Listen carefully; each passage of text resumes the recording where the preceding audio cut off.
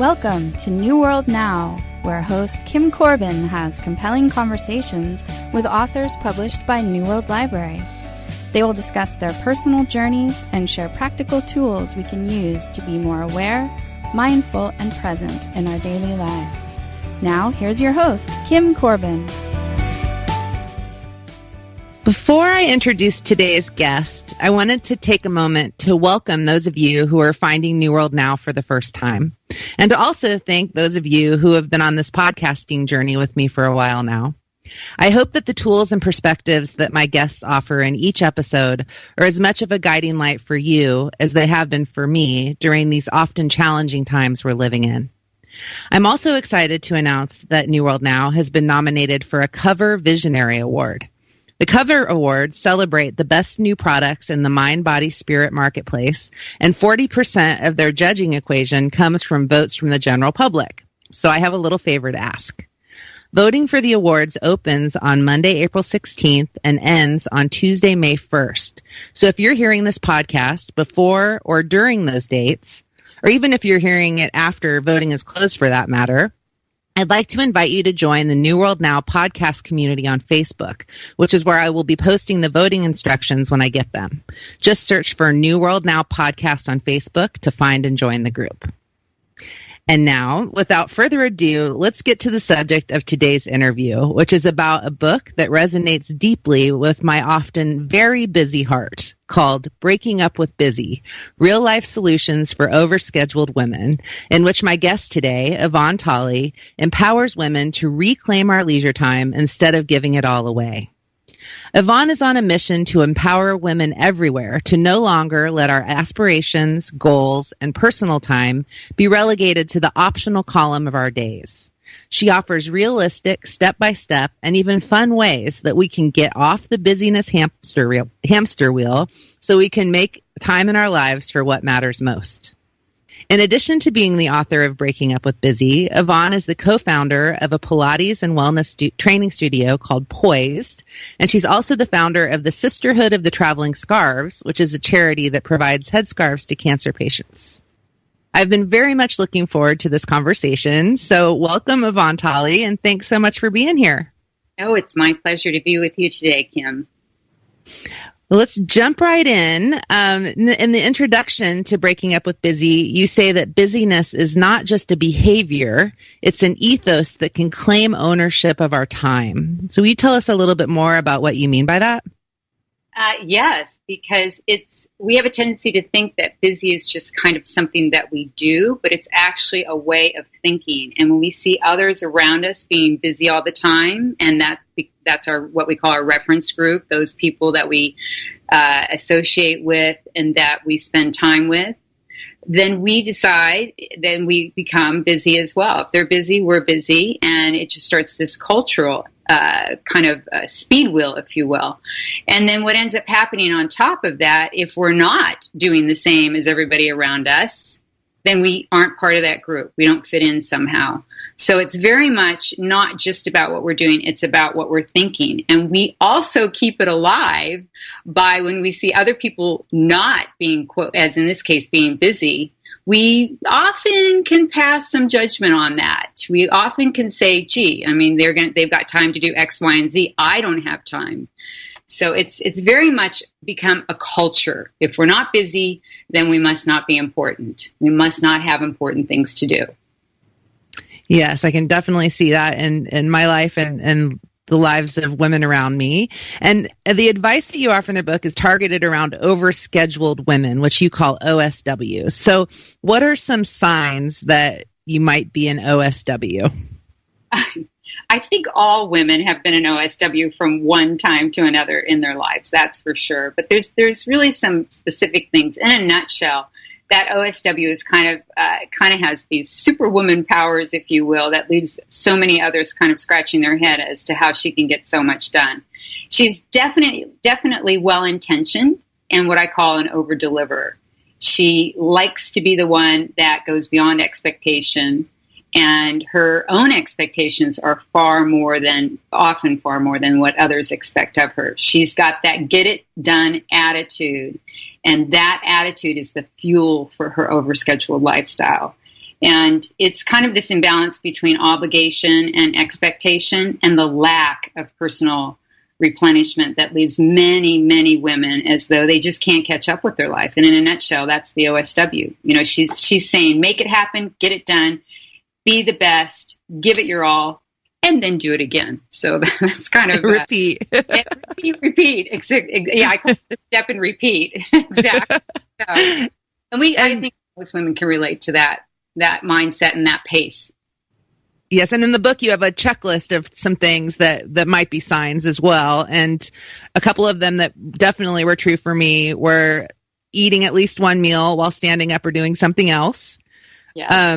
And opting out of doing something for yourself when your loved one requests your time. And there's a whole list in there, which is it was easy to see myself in there.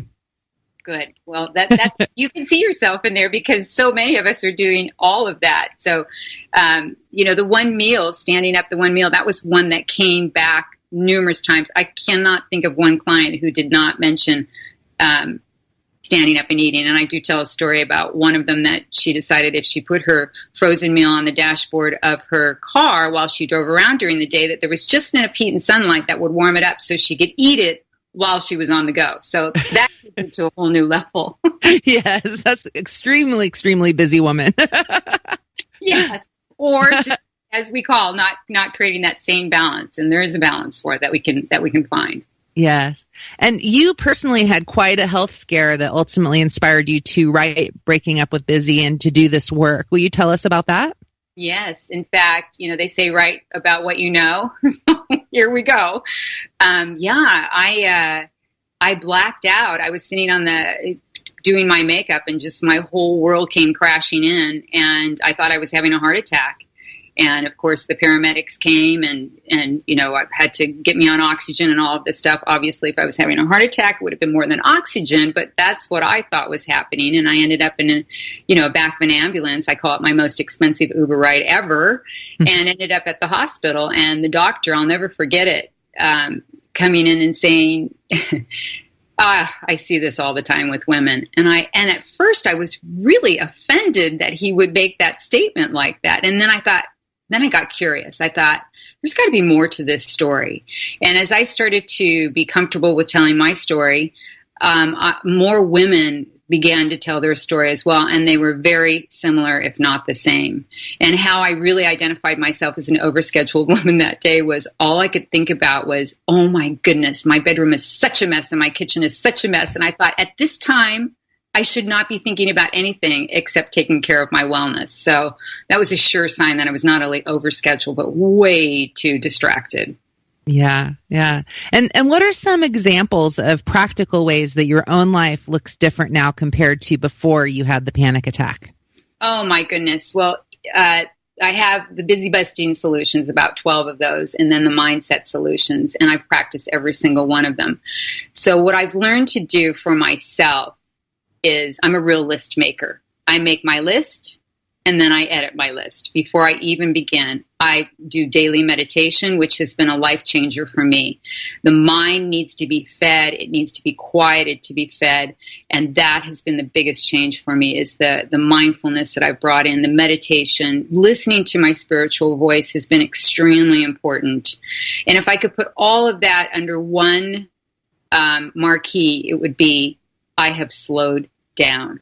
I have literally slowed my pace. Now, do I do it all the time perfectly? Absolutely not. Absolutely not. But I am continually reminding myself, and that's why that meditation is so powerful and valuable in the morning to set the pace of my day, so to speak, to be very mindful about the choices that I'm going to make. And then just the practical part of it, is that making that list and chopping it in half and learning to say no. Or I should learning the artful ask is one of them, and also what I call the healthy no. Yes, which I'm going to ask you about in a minute, for sure, because that's such a good one. But first, I'm curious because the timing of your book couldn't be more perfect with the global shift that's happening in support of women's empowerment and the Me Too movement and all of that wonderful stuff. And I'm curious, kind of what your bigger picture perspective on that is, and why it's especially important for women to break up with busy now. Yeah. I'm glad that you brought that up, Kim, because I think that is very important. For so long, we have, and I mean we as women, and these are broad statements. I want to preface it with that for so long we have been the ones that have said we can do it all. We asked for it, we got it. In fact, Gloria Steinem said you can't have it all if you have to do it all. So we have to find a better balance to speak up and to also know that no is a complete sentence, and it is absolutely 100% okay. We as women have to learn to be able to do that better, because we have to have boundaries and we have to ask for help. It doesn't mean we're weak. It just means that we know what we need to do to be able to do what we need to do. And it's just a process. It's one step at a time. And I think that as we set these better boundaries, one of the things that's so important to me, I have a millennial daughter.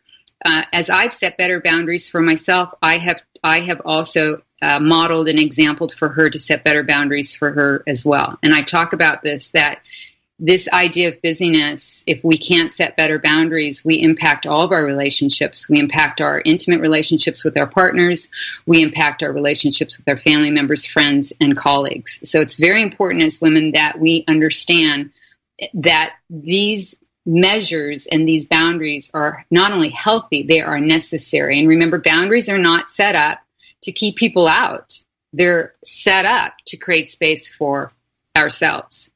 So in today's global picture of what is occurring, we can look at these other things, what our beliefs are, what our core values are. We can be mindful. We can adopt these different practices. But at the end of the day, this idea of being able to have that healthy no and to have that artful ask and to slow down and to know that all three of those things is absolutely 100% acceptable and doesn't make us weaker or less. This is an important process. It's an important part. Yeah, and I was also struck as I was reading your book just about the idea that when we do this and when we really get clear and bring our dreams and aspirations forward, there's big work that we as women have the possibility to do in the world right now. And if we're constantly busy and doing all these things and not really getting in touch with that inner voice of really what's ours to do, we could lose that opportunity. Yeah, they're distractions. I mean, how can we be, I'll just tell a personal story from me. One of my experiences before I became kind of anti-phone, not anti-phone, but just really put better boundaries around it, is when you're speaking to somebody and they're on their phone texting, does that make you feel included? Does that make you feel as though they're listening? And I would venture to say 90% of us, if not 100%, would say no. I mean, it's like sitting there for three people and being excluded from the conversation. So it's really important that we minimize the distractions because there's already enough in the world. We don't have to create them on top of that. And if we can, just really get into that idea of the balance end of it, that there should be times when we're not on our electronics. It's important that we still have eye-to-eye contact. Yeah. And I was going to just ask you about technology next, because it really seems like that has sped this up. I mean, it's this constant flow of information and the thing we can escape to and go to. So I'd like to hear you talk about that a little bit and maybe offer a practical idea or two about how we can prevent it from overtaking our lives so much. Thank you. Yes. Well, on average, we check our phones 80 times a day. And millennials check them about 150 times a day. So we touch our phone over 2,600 times a day. So that just kind of puts it into perspective. Well, what does that mean? That's 5 hours a day. So when I have a client that comes in and says, I don't have enough time to meditate in the morning, I don't have enough time to go to the grocery store and buy buy food rather than ingredients. And what I mean by that is actual things that come out of the ground or off a tree. That looking at that U.S. consumers 5 hours a day, that's an average. So we've got more and less to that. So we have to be able to set some boundaries, again, around our electronics. So no phone zones. No, it has to be. I have many of my clients that have young, teenagers at home or young kids, and their comment to me is, there's no way I can tell them to put the phone down. Yes, there is. Set up a family agreement. I try not to call them contracts. I try to call them agreements, because when we set up an agreement, either between our partner, between our office mates, between our kids, when we set up agreements, then everybody has skin in the game. And that people are more likely to be agreeable if they feel as though they've had something to do with the process. So the first thing I always tell my clients or suggest to my clients is set up no phone zones, period. Mm-hmm. Times when it just isn't going to happen. And there has to be a value to that. There has to be a commitment to that on everybody's part. And that's why the agreement end of it is very important. Yeah. Yeah, that's good advice. I forgot my phone the other night. I went out and I didn't even realize that I didn't have it. It was so freeing. It was the first time that's ever happened.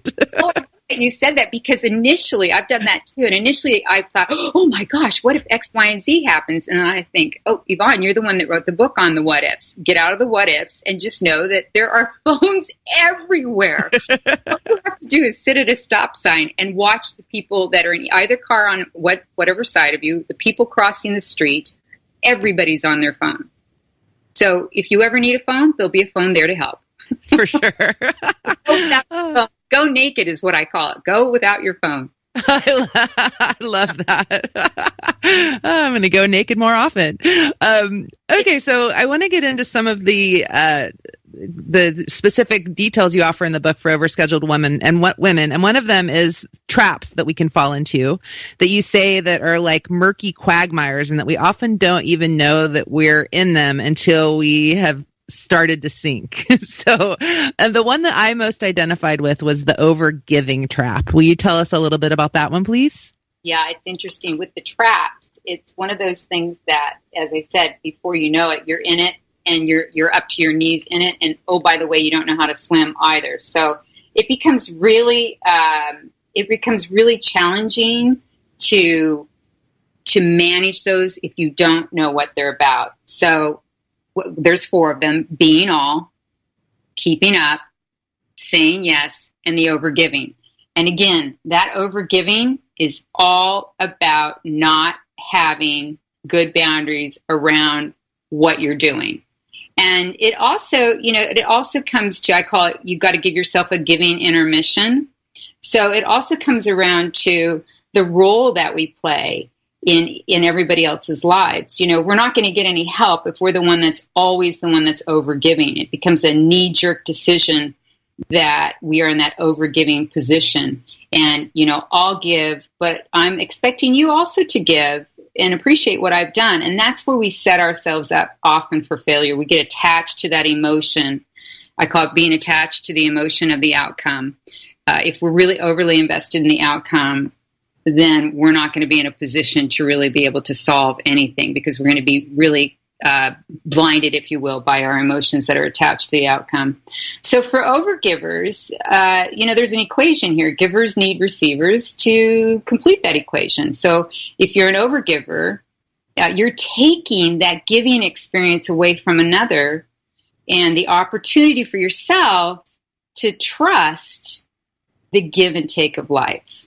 So that becomes something that we have to start to look at. I mean, it feels good to give, right? You feel good when you give, right, Kim? I do, but I definitely appreciate being appreciated for it. So I could identify with this one. I want that in return sometimes. Right. So how do we get that appreciation? We have to express it. Here's what I need. I want to do this for you. And here's what I would like, and here's what I'd like in return. I'd like for you to acknowledge that you appreciate what I've done. Now, that might sound very manufactured, because it is, but eventually that will become a form of communication between you and your partner. Oh, I do that already. The other day I cleaned the house and Sven came home. I said, tell me how great the house looks. Tell me what a wonderful little fairy wife I am. I was like, tell me. And it's like kind of a fun, he does. He gives me what I need and I feel better. But I realized I needed to ask for it or I'd feel resentful. Right. Well, that comes too. It's motivated by our need to protect our vulnerabilities and to maintain a sense of self-control over our own personal ecosystem. That's what that overgiving is about. It's a feel-good factor that gives us the feeling of kind of an emotional security. So we have to we have to kind of look at that. What's motivating me? What scares me about being vulnerable? Which, by the way, I think is scary for all of us. That's why it's so important to move towards it and through it. So that's where that giving intermission comes up. A giving situation where you can allow yourself to be in a situation where you're not the one giving.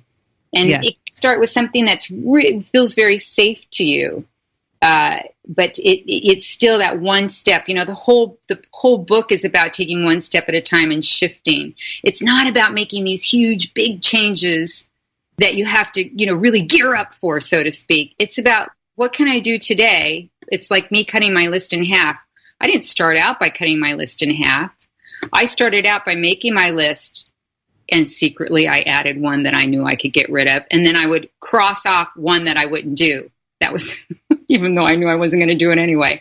And then I got honest with myself. I made my honest list and I crossed off one, and now I'm down to half. So it's a training more than anything. Process. It's a process. Yeah.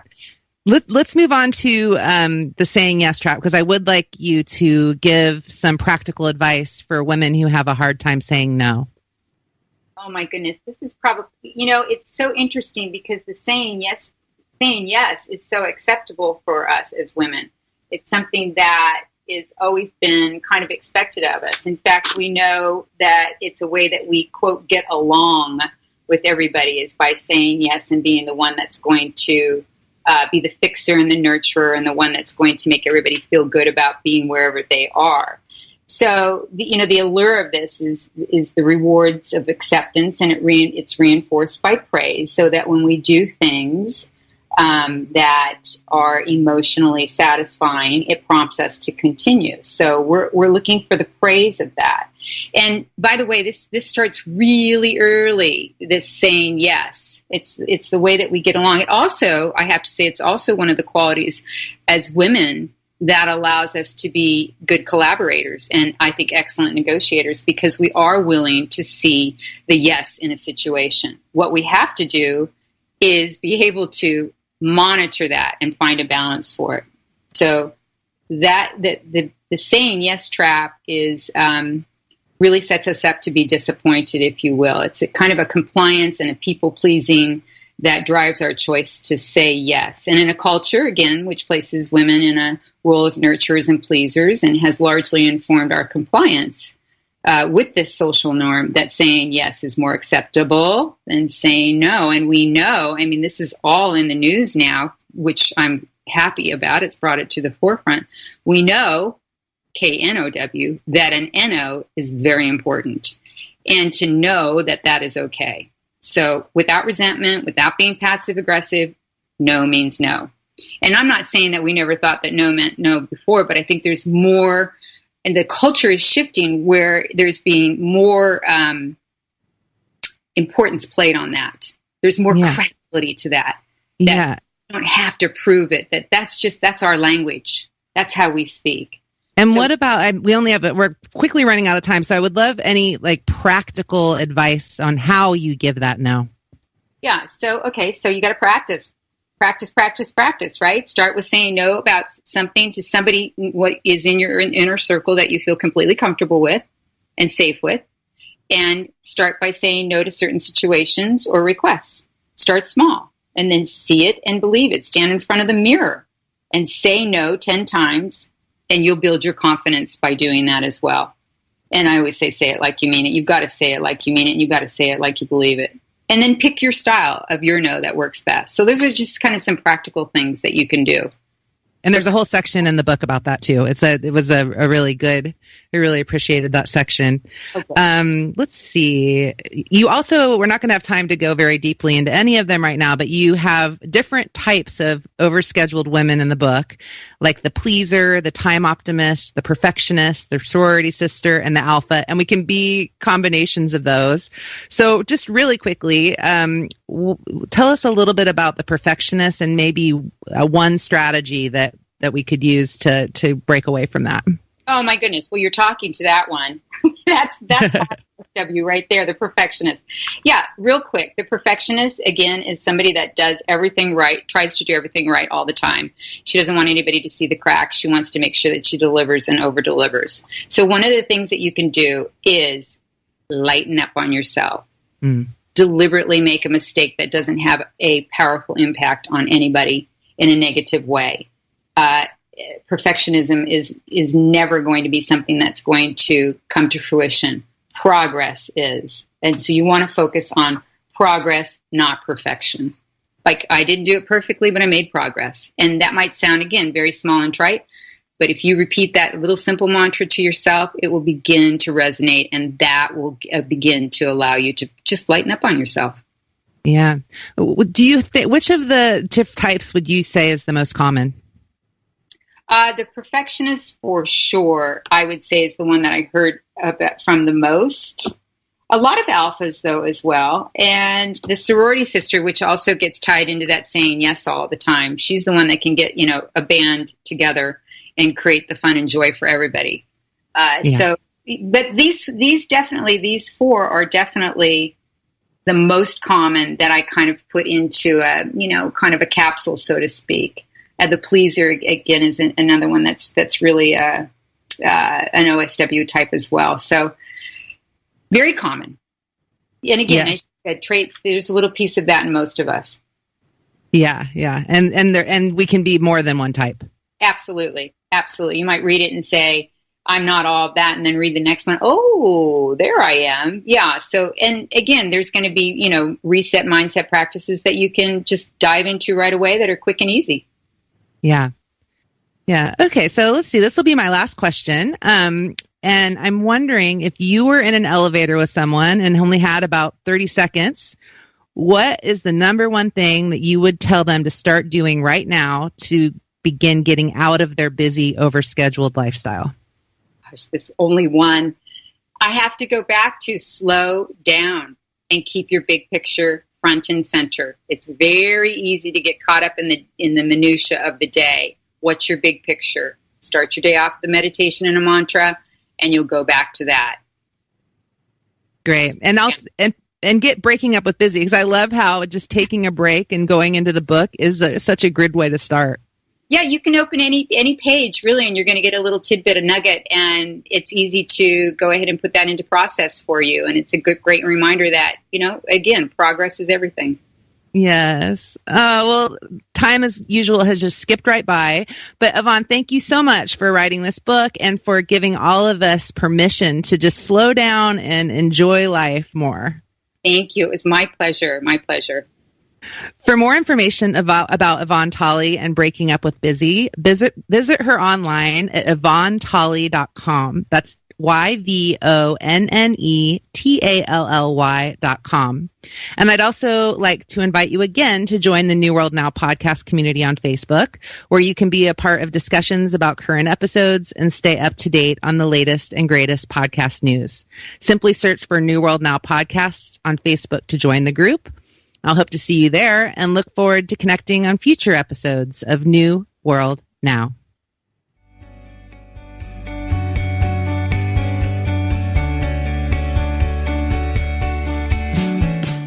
Thank you for listening to New World Now with Kim Corbin from New World Library.